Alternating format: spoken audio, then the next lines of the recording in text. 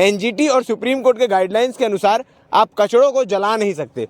हाँ, लगातार जलते हैं। शाम को बहुत ज्यादा हो जाता है और सुबह ज्यादा दिखते हैं। हम लोग वॉक नहीं कर कि नियमों को ताक में रखकर यहाँ पर कचड़ों को जलाया जा रहा है। क्या एनजीटी में शिकायत कर दिया है, कलेक्ट्रेट को डाल दिया है लेटर और नगर निगम को डाल दिया है।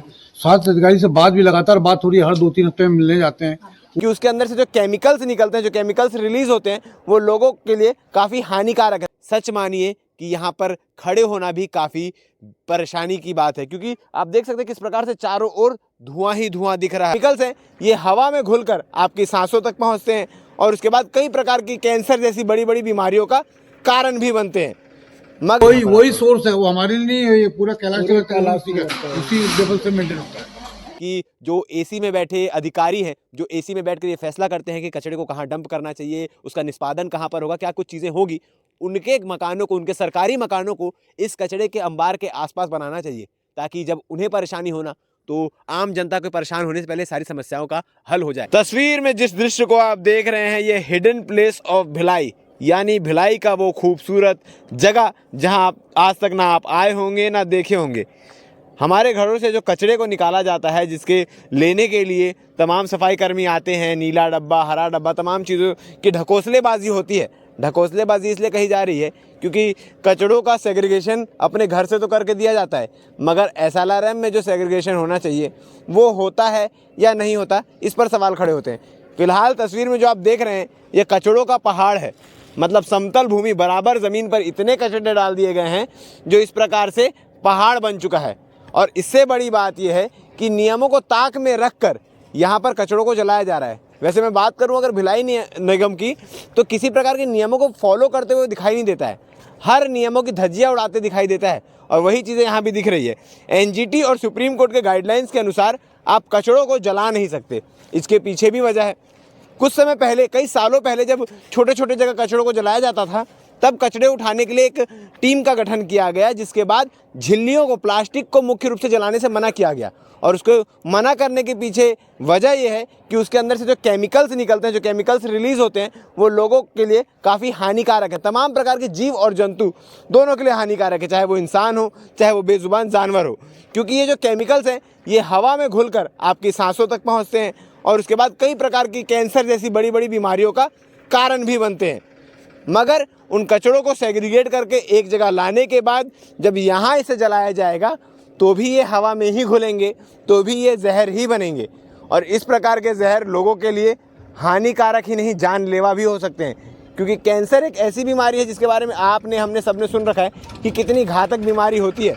और उसके बाद इस प्रकार से कैंसर को न्योता देने वाला काम जो भिलाई निगम कर रहा है। फिलहाल आपको बता दूं कि जानकारी के अनुसार ये बातें पता चली है कि इन तमाम कचड़ों को यहाँ से हटाकर किसी एक स्थान पर ले जाकर इसके निष्पादन की प्रक्रियाएं की जाएगी, जिससे राज्य शासन द्वारा स्वीकृति भी मिल चुकी है।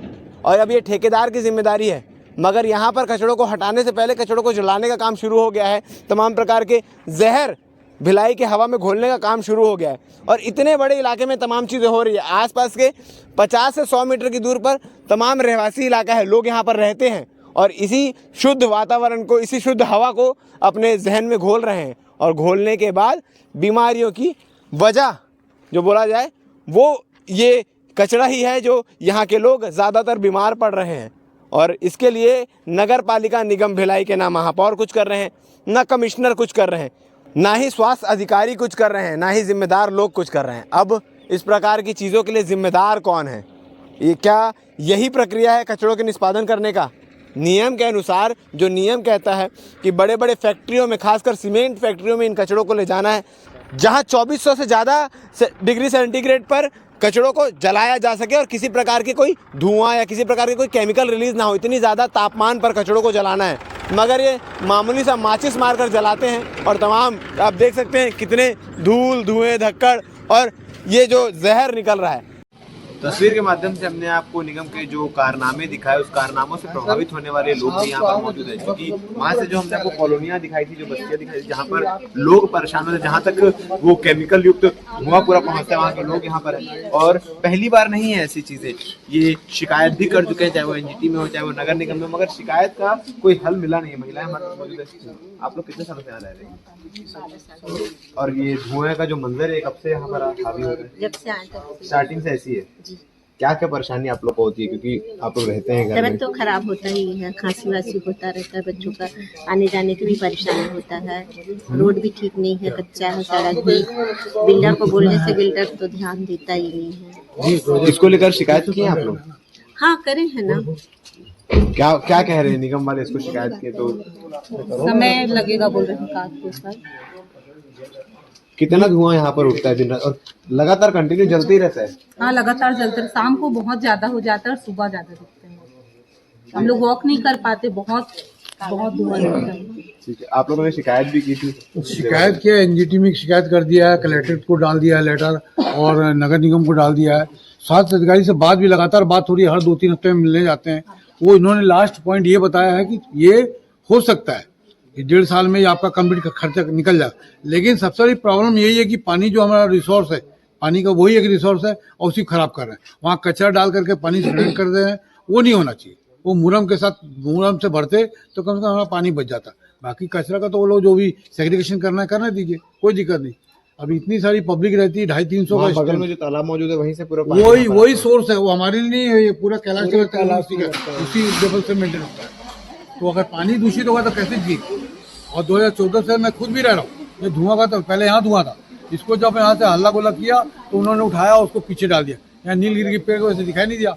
वो नीलगिरी पेड़ अभी जब कटा तो पता चला यहाँ पर, अभी 1.5 साल से नीलगिरी का पूरा पेड़ हाइट में था, तो उसके पीछे उन्होंने डाल दिया। वो गवर्नमेंट का मर्जी है, कहीं भी डाल रही, ऐसा नहीं प्रवासी इलाके में डालना चाहिए। तो अब लोग परेशान हो रहे हैं ना। यहाँ पे देखिए आप, बूढ़े बुजुर्ग 60+ में भी हूँ, यहाँ मेरे से भी सीनियर लोग, तो कैसे जिएंगे बताइए?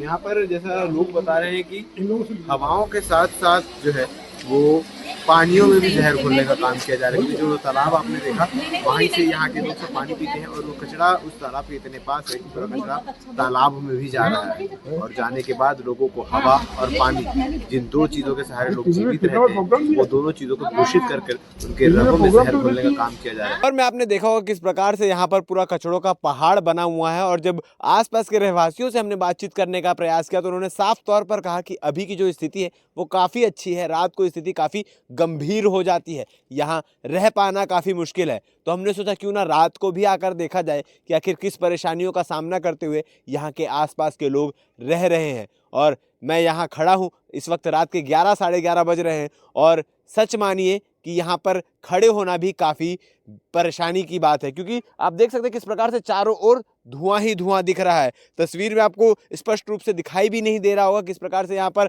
धुएं का गुबार बना हुआ है, और जो इससे आने वाली स्मेल है वो लोगों को परेशान करने के लिए, लोगों को स्वास्थ्य खराब करने के लिए सफिशेंट है। कहने का मतलब ये है कि जो एसी में बैठे अधिकारी हैं, जो एसी में बैठ कर ये फैसला करते हैं कि कचरे को कहाँ डंप करना चाहिए, उसका निष्पादन कहाँ पर होगा, क्या कुछ चीज़ें होगी, उनके मकानों को, उनके सरकारी मकानों को इस कचरे के अंबार के आसपास बनाना चाहिए, ताकि जब उन्हें परेशानी होना तो आम जनता को परेशान होने से पहले सारी समस्याओं का हल हो जाए। क्योंकि जब बड़े अधिकारियों को एक पानी के टैंकर की भी परेशानी होती है तो एक फ़ोन कॉल में टैंकर आ जाता है, सारी समस्याओं का हल हो जाता है। मगर वहीं आम जनता जब इतनी बड़ी बीमारी का सामना करने पर मजबूर होती है तो एसी में बैठे अधिकारी सिर्फ ये कहते हैं हम प्रयास कर रहे हैं, हम वो मीथेन गैस से अपने आप आग लग जा रहा है तो उसके लिए हम कुछ नहीं कर सकते, हम पानी का छिड़काव करके उस आग को बुझाने का प्रयास करते हैं। मगर साहब माफ़ कीजिएगा, एसी में बैठकर ये सारी बातें करना आसान है और इस सारी परेशानियों का सामना करना, क्योंकि मोहल्ले वालों ने, आपने सुना होगा जो बताया है किस प्रकार से बीमारियां भी यहाँ पर हो रही है, चाहे वो अस्थमा की बीमारी हो, चाहे वो सांस लेने में और भी अन्य प्रकार की तकलीफ़ें हों, और होना लाजमी भी है क्योंकि पूरे शहर का, नगर पालिका निगम भिलाई के अंतर्गत आने वाले सभी एरिया का कचरा यहाँ पर डंप होता है और मीथेन गैस से जलता है या जलाया जाता है, ये तो जांच का विषय है। मगर मीथेन गैस से भी अगर जल रहा है तो जलने के बाद भी जो केमिकल यहाँ से निकल रहे हैं वो लोगों के स्वास्थ्य को इतना हानि पहुँचा रहे हैं कि लोगों का जीना दुश्वार है। मगर ये चीज़ें एसी में बैठे कलेक्टर, बड़े बड़े बंगलों में रहने वाले आयुक्त, इन सब के समझ के परे है। मगर विषय गंभीर है, विषय गंभीर है और सोचने की ज़रूरत है। और ये सिर्फ खबर नहीं, ये चेतावनी है उन तमाम अधिकारियों के लिए जो एसी चैम्बर में बैठकर इस तमाम बड़े बड़े फैसलों को लेकर सोचते हैं कि जनता को क्या ही फ़र्क पड़ता है, हम तो देख लेंगे, हम तो निपट लेंगे। तो जी नहीं, ऐसा नहीं होगा। जनता को फ़र्क पड़ता है और जनता आपको जवाब देगी, उसको रोक देगी। और दूसरा जन सामान्य ये भी जानता है कि प्लास्टिक जहाँ तलहटी में बैठ जाएगी वहाँ पे फर्टिलिटी को इफ़ेक्ट करेगी, है ना, वहाँ उनकी संरचना मिट्टी की कमज़ोर हो जाएगी, जिसकी वजह से वहाँ पे उपजाऊपन ख़त्म हो जाएगा। ये तो कॉमन फिनोमिना है। लेकिन एक जो न्यू फिनोमिना है वो ये है कि माइक्रो प्लास्टिक का। ये प्लास्टिक के जो कण होते हैं, ये पानी की बोतल से लेके इतनी मैसिव जो प्लास्टिक पानी में नदी में बह रही है, वहाँ पे प्लास्टिक की बोतल भी हो सकती हैं। तो इन सब से भी कई बार उनके टूटने से माइक्रो प्लास्टिक्स की जनरेट होती है जो पानी में चले जाती है। और सबसे ख़तरनाक चीज़ इसकी ये है कि माइक्रो प्लास्टिक जो था आँख से नहीं दिखता। हमको जैसे प्लास्टिक दिख रहा है वो आँख से नहीं दिखता। और पानी जो हमारे घर में हम इस्तेमाल करते हैं उसमें वो माइक्रो प्लास्टिक पहुंच जाती है। और हम जब पी रहे हैं तो अभी तो रिसर्च में ये सामने आ रहा है कि लोगों के ब्लड सैंपल में माइक्रो प्लास्टिक आ रहा है, लोगों के ब्रेन में माइक्रो प्लास्टिक निकल रहा है। तो जब वहाँ तक माइक्रो प्लास्टिक पहुँच रहा है तो माइक्रो प्लास्टिक में वो थैलेट कंपाउंड्स भी हैं और वो एक्रिलेमाइड कंपाउंड भी है। तो ये तो मतलब कई गुना ज़्यादा खतरा ज़्यादा बढ़ गया।